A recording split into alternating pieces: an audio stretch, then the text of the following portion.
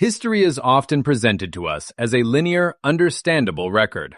However, the most amazing secrets are often hidden in plain sight, captured in the art of past centuries.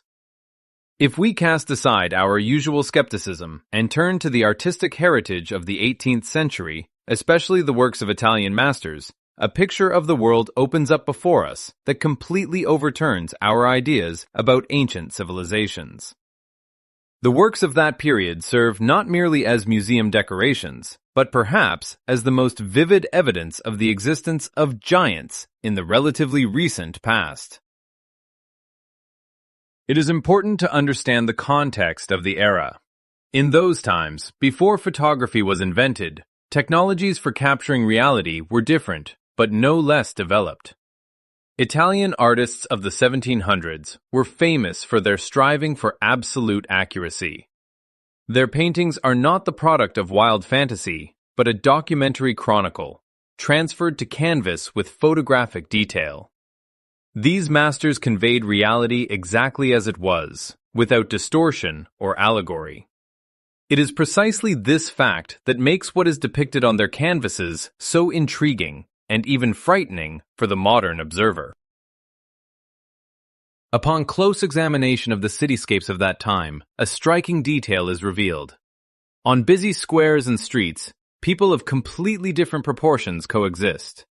This is not an optical illusion or a mistake in perspective. We see ordinary people, our ancestors, whose dimensions match ours, and walking right next to them are figures whose height significantly exceeds accepted norms. We are not talking about children and adults, but about fully formed people who differ from each other only in scale. This is a humanity where giants and people of ordinary height exist in a single space, side by side. The scenes in the paintings are devoid of drama or conflict, which speaks to the everyday nature of such a neighborhood. This is the ordinary life of an 18th century city. However, social stratification is also noticeable. The larger people are typically depicted in rich clothing, resembling the attire of the aristocracy and nobility. They occupy a confident position in society, while people of our usual height are dressed more modestly and often fulfill the role of service staff or simple townsfolk. This visual evidence suggests the conclusion that the giants of that time were not only distinguished by physical power, but also occupied a dominant position in the social hierarchy, serving as the elite of that world. It is unlikely that Italian realists, whose task was to immortalize the greatness of their cities, would massively introduce such strange, fantastic elements into their work if they had no relation to reality. Most likely, they simply painted what they saw every day from their windows. We are looking at our own past, where our species lived in the shadow of more powerful beings. And if we accept this fact as given, if we agree that the artists were not lying when they depicted people of different heights, then the next, even more intriguing question arises. What kind of world did they live in? After all, beings of such size required appropriate space. If you look at the architecture surrounding these characters, it seems too majestic and monumental for an ordinary person, as if this entire world of stone was designed and built not for us at all. When we shift our gaze from the mysterious figures of the characters to the architectural background that surrounds them, an even more striking picture reveals itself. The environment captured on ancient canvases, as well as that which has survived in stone to this day, is silent but irrefutable proof that modern man occupies a place in these cities that was not originally intended for him. We are accustomed to admiring the grandeur of ancient buildings, their monumentality and scale, attributing the gigantic dimensions to the architect's desire for pomp and the wish to impress descendants. However, if we discard art history cliches and look at these buildings from the point of view of dry logic and functionality, it becomes obvious. These structures were designed based on completely different anthropometric data. Buildings constructed in the so-called antique style possess proportions that cause a deep sense of dissonance in a person of ordinary height. Huge window openings, stretching meters upward, and door portals through which a rider could freely pass without bowing his head seem excessive for people of our height. Why create a door 5 or 6 meters high if the average height of a resident does not exceed 1.70 meters? From the point of view of heat conservation and ease of use, this is nonsense. Such rooms are difficult to heat, and huge door leaves are heavy to open.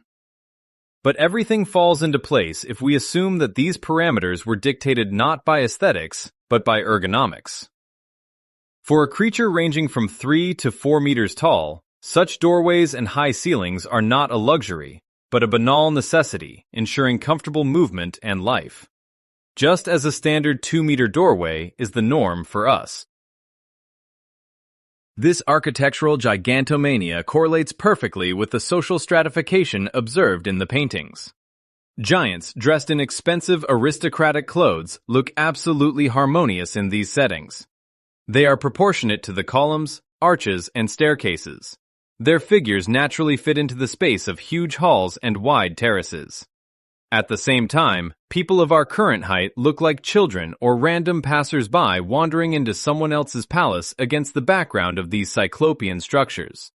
We see how little people huddle at the foot of giant plinths. Their way of life seems primitive against the background of the high-tech stone processing from which the cities are built. This observation confirms the hypothesis that it was the giants who were the ruling elite, for whose needs and dimensions this material world was created. Ordinary people, apparently, only served this civilization or coexisted with it in secondary roles, using infrastructure created not for them. Even today, looking at the preserved architectural monuments, be it cathedrals with their heavenly vaults or administrative buildings of past centuries, we are forced to admit, we live in the ruins of a more advanced civilization. We adapt these spaces for ourselves, inserting additional floors to break one giant story into 2 suitable for living, shrinking doorways, and installing elevators where the steps are too steep. We behave like new tenants who have moved into a giant's house that is too big in the shoulders for us. Official history tries to convince us that our ancestors built all this with primitive tools for the sake of abstract greatness. But common sense suggests otherwise. These cities were built by giants and for giants. Words and theories may sound convincing, but the human mind requires visual evidence that cannot be written off as artistic fiction or a trick of the imagination.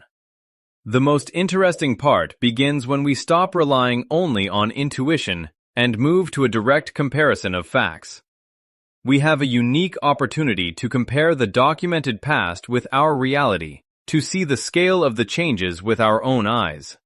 After all, many of these buildings are still standing, and they are ready to reveal their secrets if you know where to look. The most convincing argument in favor of the existence of another giant civilization is a direct, ruthless comparison of the past and the present. When we take an old engraving or a painting by a famous master depicting a recognizable architectural structure, whether it be a triumphal arch in Rome or a cathedral square in Paris, and overlay a modern photograph taken from the same angle, reality begins to crack at the seams. This is no longer a question of art interpretation. It is the dry mathematics of proportions, which tolerates no double meanings. Let's consider a specific example. A classic antique arch with massive columns. In an 18th century painting, we see a person standing close to the base of a column. His figure looks harmonious. His head is significantly higher than the pedestal, reaching the first decorative elements of the column shaft. This person is confidently integrated into the space. He is proportionate to the architecture. Now let's fast forward to the present day. Tourists standing in the exact same spot look completely different. Their heads barely reach the middle of the same pedestal that came up to the waist of the person from the past. The difference in scale is colossal. If we perform simple geometric calculations, taking the average height of a modern European as 175 centimeters, then the character from the painting, to occupy such a position relative to the column, must have a height of at least 3 or even 3.5 meters. This comparison is not an isolated case. It is repeated in dozens and hundreds of images across Europe. We see the same doorways that today seem absurdly high, and people in old canvases filling these openings with their height quite naturally. A persistent, almost physical feeling arises that we are living in someone else's stage set. It is as if humanity moved into an abandoned city built for a race of titans, and now we are trying to adapt this world to our modest dimensions, not noticing how ridiculous we look against the backdrop of this cyclopean grandeur. We walk through streets that are too wide for us, enter doors whose handles would originally have been above our heads, and look out of windows whose sills are at our chest level. The scale of the deception becomes obvious. We have been convinced that we are the pinnacle of evolution and the builders of this world, while the facts scream that we are merely dwarves wandering among the ruins of greater predecessors. Of course, any critical thinker will immediately ask a logical question, one often used by skeptics to destroy the giant theory. If all these buildings were built for people 3 meters tall, why then are the steps of the stairs leading to these temples and palaces of a quite standard size familiar to us? It would seem inconvenient for a giant to shuffle along tiny steps. However, this contradiction has a frightening and completely logical answer, which opens an even darker page of our history. First of all, we should not forget the possibility of coexistence. If we accept the hypothesis that giants were the ruling elite, and people of ordinary height made up the serving class, or simply lived nearby, then the architecture had to take into account the interests of both. But a different scenario, connected with global changes in the appearance of cities, seems more likely. We often ignore the traces of catastrophe that literally lie beneath our feet. Photographs of excavations from the early 20th century in Rome, Moscow, St. Petersburg, and other old cities demonstrate the same picture. The first floors of buildings are deeply submerged in the ground. Streets are buried under meters of dense clay and earth. This is the famous cultural layer, which official science explains as the accumulation of trash, but which looks more like the consequences of a massive mud flow or flood. In this context, small stairs receive a simple explanation. This is the result of later adaptation. After the giant civilization disappeared or was destroyed by a cataclysm, surviving people of our height began to inhabit the surviving monumental structures. They dug out entrances, remodeled interiors, broke huge halls into floors, and, of course, relaid stairs to make them comfortable for themselves. Or they built new flights of stairs on top of the ruined giant steps. We see the result of reconstruction, not the original design. History was intentionally sanitized. Those who came to power after the catastrophe rewrote the chronicles, removed mentions of giants from textbooks, turning them into myths and fairy tales. But they could not destroy millions of tons of stone. The buildings remained as silent witnesses, but their true purpose was distorted to please the new paradigm. We were told that we built these majestic structures with primitive chisels, and we believed it, despite the obvious absurdity of this claim. Buildings can indeed be rebuilt, stairs relaid, and doorways bricked up to reduce them to the necessary size. But what about objects that cannot be changed? There are artifacts that break any attempt to explain their existence from the point of view of the anthropometry of an ordinary person. In museums and private collections around the world, there are things that a person of our height physically could not use, and these objects are neither symbolic nor ritualistic. Take, for example, ancient folios. We are not talking simply about big books, but about giant tomes weighing up to 40 to 50 kilograms, with a binding height exceeding a meter. The official version states that this was done for solemnity or to fit more text, but try to imagine the process of reading such a book. For an ordinary person to turn one page, they need to stand up, use both hands, and exert significant physical effort. Reading such a text while sitting at a table is impossible. The letters are huge, and the human field of vision does not cover the page entirely. But for a creature 3 to 4 meters tall, such a book would be equivalent to our standard A4 format.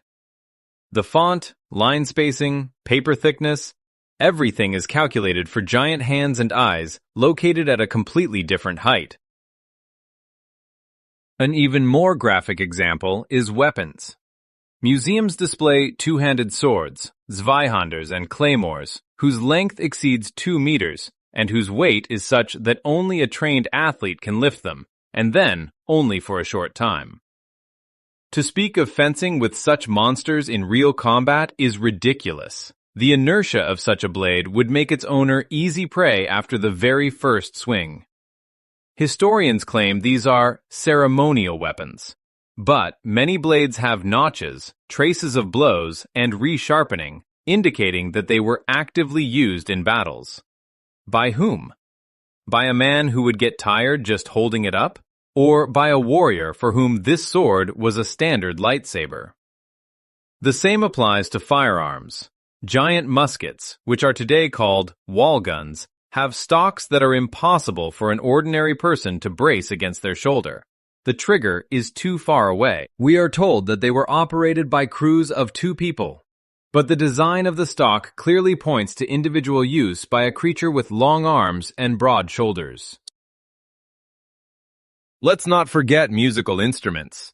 Huge double basses and cellos preserved from those times require a musician to have superhuman fingerspans and arm lengths.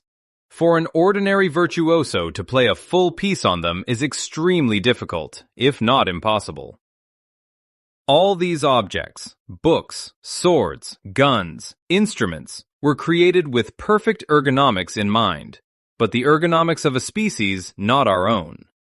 This is not symbolism or hyperbole. These are the everyday items of real giants who once held them in their hands, just as naturally as we hold smartphones. And if the material evidence is so obvious in Europe, it is logical to assume that traces of this race must be recorded in other corners of the planet. If the geographical scope of artifacts seems limited, one only needs to broaden the horizons and look at the heritage of other great civilizations to understand. Giants were a global phenomenon that knew no borders. Traces of their presence stretch across continents and millennia, from the sands of ancient Egypt to the Gothic vaults of medieval Europe, forming a single stone chronicle that we stubbornly refuse to read literally. Ancient Egypt provides perhaps the most extensive and vivid material. The walls of temples and tombs are covered with bas-reliefs and frescoes where the same plot repeats with frightening regularity. Figures of enormous height stand next to people who barely reach their knees. Official Egyptology has fed us a convenient explanation for decades, calling this hierarchical perspective. Scholars claim that the size of the figure in the drawing depended exclusively on social status. The pharaoh was depicted as a giant because he was godlike, and his servants and enemies as small to emphasize their insignificance. But if we discard this imposed dogma and assume that ancient artists, who possessed incredible skill in anatomy and architecture, simply recorded reality, everything falls into place. This is not an allegory of power, but a documentary depiction of biological difference. We see not metaphorical giants, but real rulers towering over their subjects in the literal sense of the word.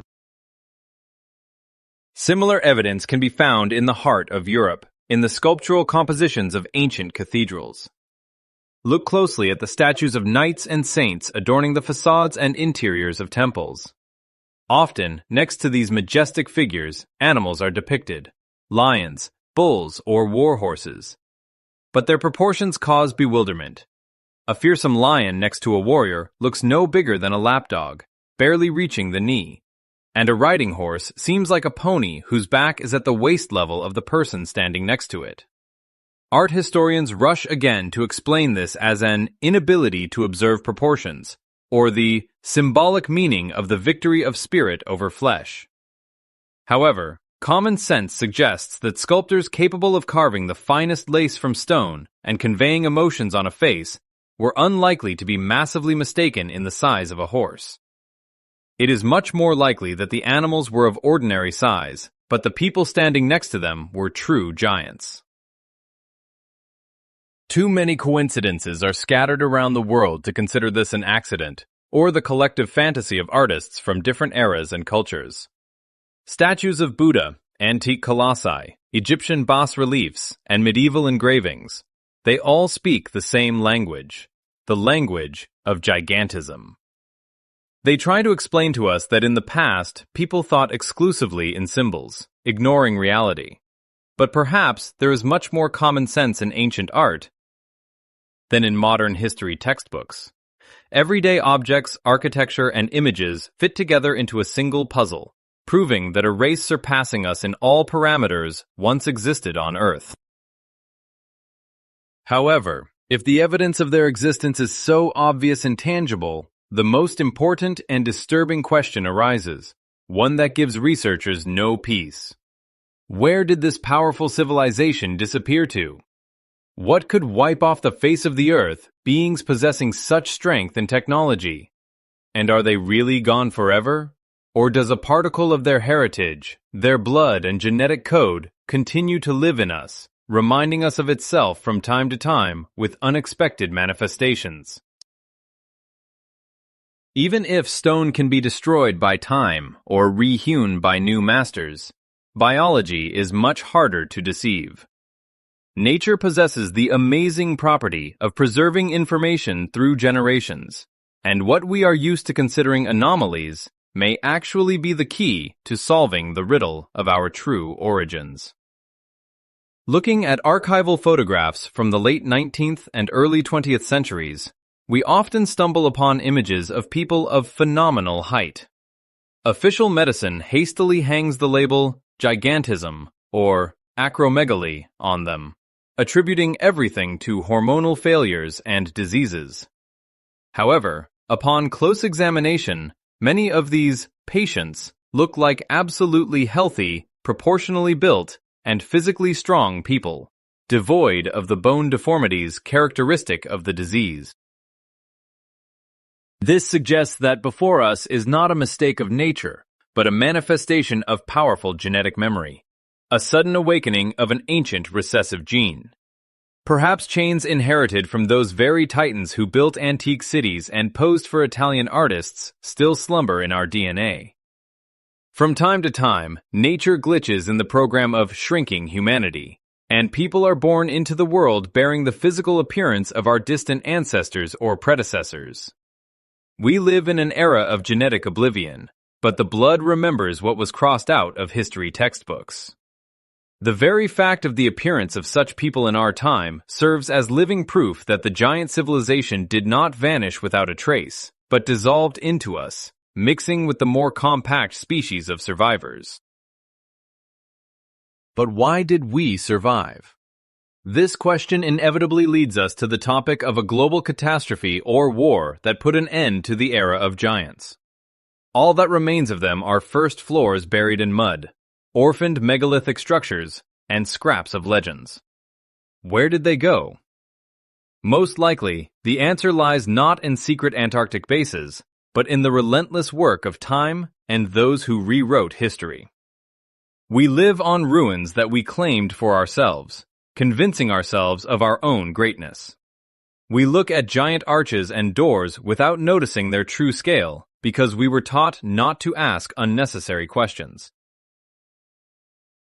Today, when we have access to archives and the ability to compare facts, we stand on the threshold of a grandiose realization. Giants are not a myth, not a fairy tale, and not an allegory.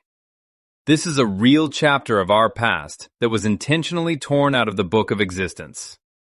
Denying this fact is profitable for those who want to preserve the illusion of linear progress, where modern man is the crown of creation. But one only needs to open one's eyes once, stop blindly believing textbooks, and trust what one sees with one's own eyes, and the old world collapses. We are not the only masters of this planet, and perhaps we never were. History is waiting to be rewritten anew, but this time, relying on the truth frozen in stone and in our own blood.